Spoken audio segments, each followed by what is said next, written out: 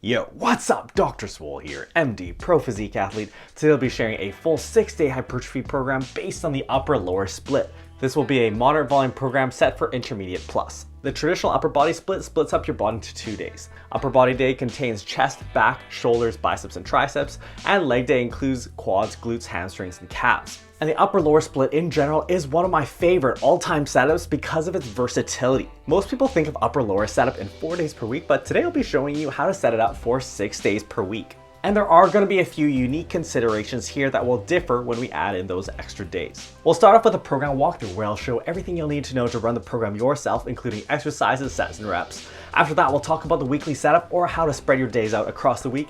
And finally, we'll talk about the pros and cons of this 6-day upper-lower hypertrophy program. All right, let's do our program walkthrough. So this is Dr. Swole's 6-day upper-lower program. It's set with moderate volumes, designed for an intermediate plus. We start with upper body day 1, then have lower body day 1, upper body day 2, lower body day 2, upper body day 3, and lower body day 3. Here are the exercises, and there are the sets and reps. Down here we have the total number of sets for each workout to give you an idea of workout length. And down here we have the total number of sets for each muscle group each week. This program is on the upper end of moderate volumes. Let's start off with upper body day 1. Let's kick it off with bench press for the chest, 3 sets, and we're using a top set back off method here, so 1 heavy set of 3 to 5 reps. Then you'll take about 10% off the bar and do 2 more sets of 3 to 5 reps. I really like this method for giving you some exposure to heavier weights while still getting in that volume. Note here that the top set back off method can still work for lower rep ranges as I've demonstrated here. Next we have T-bar rows for the back, so 3 sets, and we're also using a top set back off method here. 1 top heavy set of 6 to 10 reps followed by 2 back off sets. Then we have cable flies for the chest, 2 sets of 10 to 15, followed by straight arm pull downs for the back, 3 sets of 10 to 15.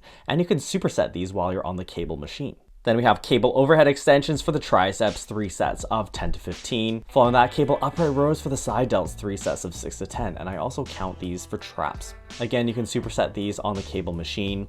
And finally, we have some side lying lateral raises for the side delts, 2 sets of 8 to 12. For these, try dropping the bench to about 60 degrees. It gets you a bit more tension at the bottom of the movement. Then we have lower body day 1. We start off with squats for the quads, 3 sets, and we're also using a top set back off method here. 1 main heavy set of 5 to 8 reps, followed by 2 back off sets. Then we have barbell hip thrust for the glutes and hamstrings, 2 sets, and we'll do 1 main heavy set of 6 to 10 reps, followed by 1 back off set of 6 to 10 reps. So you'll see here I'm really programming your barbell hip thrust here in a somewhat strength oriented fashion. Then we have leg press for the quads, 2 sets of 8 to 12. You can superset these on the leg press machine with calf raises for the calves. So 1 main set of 10 to 15 reps, followed by 7 mini sets of 3 to 5 reps using the same weight.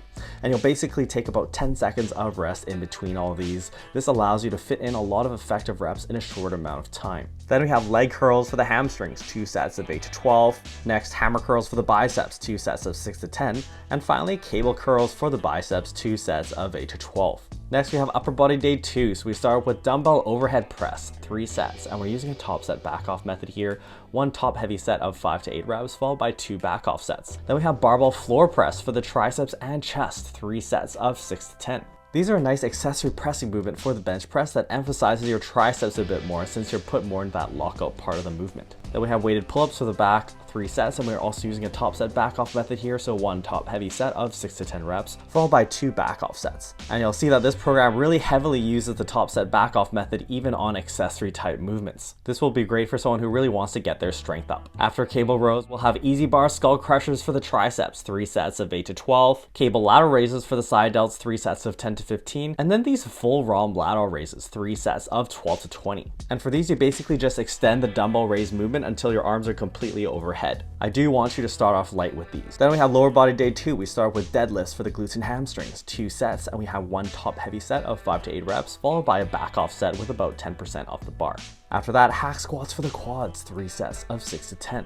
Following that, leg curls for the hamstrings, 2 sets of 12 to 20, leg extensions for the quads, 2 sets of 8 to 12, and then we have bicep work again, lying bicep curls, 2 sets of 6 to 10, and machine preacher curls also for the biceps, 2 sets of 10 to 15. Notice that I've moved all of my bicep work onto leg days. This is a modification to the traditional upper-lower split that allows you to train your biceps when they're fresh and not fatigued after back pulling movements. Then we have machine calf raises for the calves, also using a myo rep scheme here, so one main set of 8 to 12 reps followed by 7 mini sets of 3 to 5 reps. I equate this as about 5 straight sets. Now let's go on to upper body day 3. We start with bench press for the chest, again 3 sets of 6 to 10. After that, chest supported rows for the back, 3 sets of 8 to 12.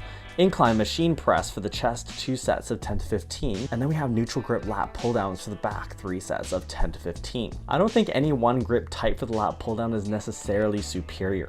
I do like switching them up from time to time, but also find what works best for you.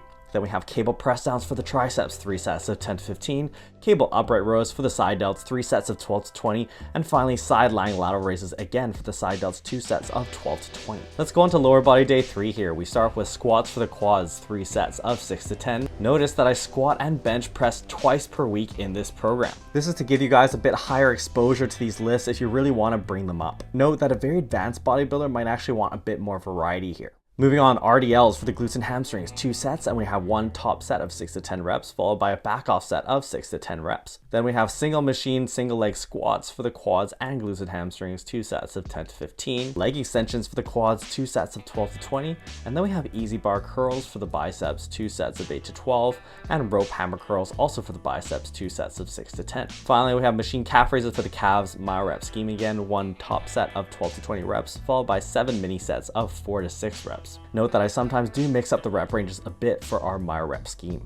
Okay, now that you've seen the program, let's talk about the weekly setup. So we have upper body day 1, lower body day 1, upper body day 2, lower body day 2, upper body day 3, lower body day 3, and rest. I really like this setup for 6 days per week because it automatically gives you at least a 3 times per week frequency for all muscle groups. Note that when possible, I have the upper body day coming before the lower body day. Your lower body day won't be as affected by a tough upper body day as the other way around. Note that this does get confounded somewhat because all of our days are stacked against each other, but this isn't as big of an issue in this program because the volume is spread out over more days. So instead of having 2 really tough leg days, your leg work is spread out over 3 days. Note that the core of the program is built around squat and bench press repeated on upper body day 1 and upper body day 3 with accessory presses in the middle, and then squats on lower body day 1 and lower body day 3 with deadlifts in the middle. This allows me to spread out my main movements as much as possible across the week. But I wanted to use this video to illustrate how flexible the upper-lower split is. That is, it really can work well for 4, 5, and 6 days per week.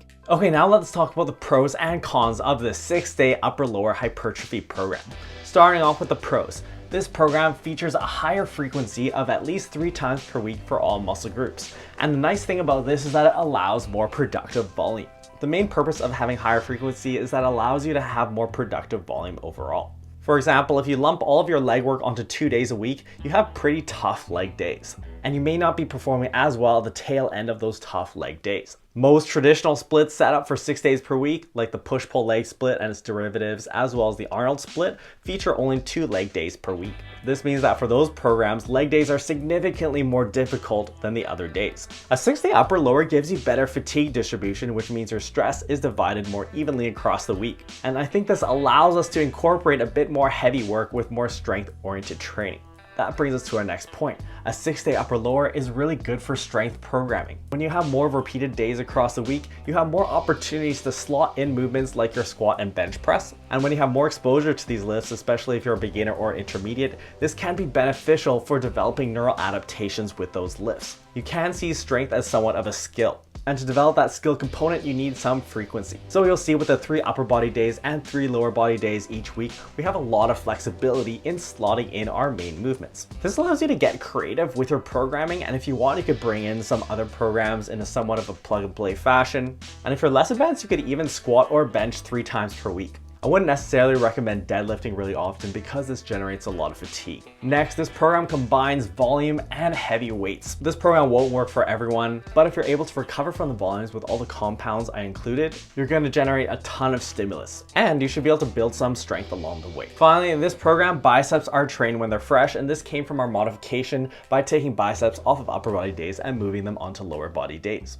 This allows you to train your biceps when they're fresh and not fatigued after just having been trained indirectly through back pulling movements. Note that this also solves another one of the problems of the traditional upper-lower split. That is, your upper body days are typically longer than your lower body days just because you have more muscle groups to train. And this can make it hard to balance out the training across your upper and lower body. An unmodified upper-lower split will tend to favor the lower body. So by shuttling a little bit of our arm work onto leg days, we even out the day lengths a bit more, and we can pack in the necessary volume for our upper body. Alright, now let's talk about the cons of this 6-day hypertrophy program based on the upper-lower split. First of all, this program is quite fatiguing, and this is because of combined volume and heavy weights. You'll see that I've included lots of big heavy main movements like squat, bench press, deadlifts, rows, and hip thrusts, and I've programmed them in a relatively heavy fashion with some heavy top set work. If you're a bit less experienced, like if you're a late beginner graduating onto higher volumes, or if you're an earlier intermediate, this is actually going to be great. Because you're just not lifting that heavy in general, you will be able to combine the volume with those lower rep ranges. And you'll be able to reap the rewards by building both strength and hypertrophy simultaneously. But if you're an advanced athlete, fatigue could possibly become a limiting factor.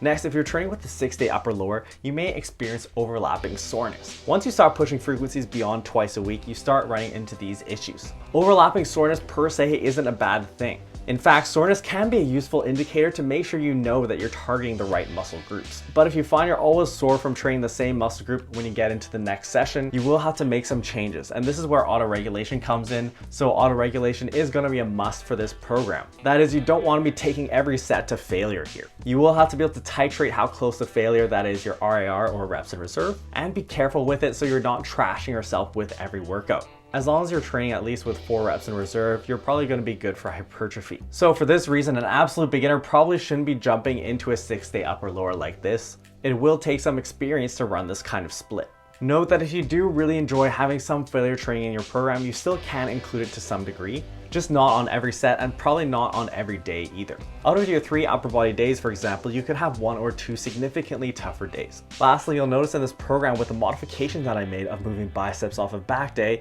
you'll see that back comes the day after bicep training. So if you had sore biceps going into your back training the next day, this could potentially be a small issue. However, I don't think this is that big of a problem here since we're splitting up our frequencies over more days per week. And when you start getting to 3 times per week frequency or higher, the amount of volume you do each session becomes less. So your biceps are not actually being taxed as much as they would if you were just training them, say, once or twice per week. So I don't expect your bicep training to actually affect your back performance the next day. Have you ever tried training with higher frequencies like 3 times per week or more?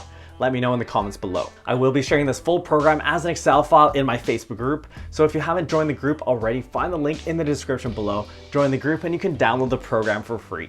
If you want to see another 6-day upper-lower split, check out this program set for advanced athletes, which is also a 6-day hypertrophy program, but includes some nuanced programming to make it more friendly for an advanced bodybuilder.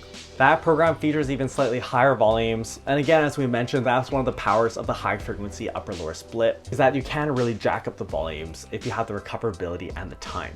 Make sure you subscribe for more hypertrophy programming like this, and we'll see you next time.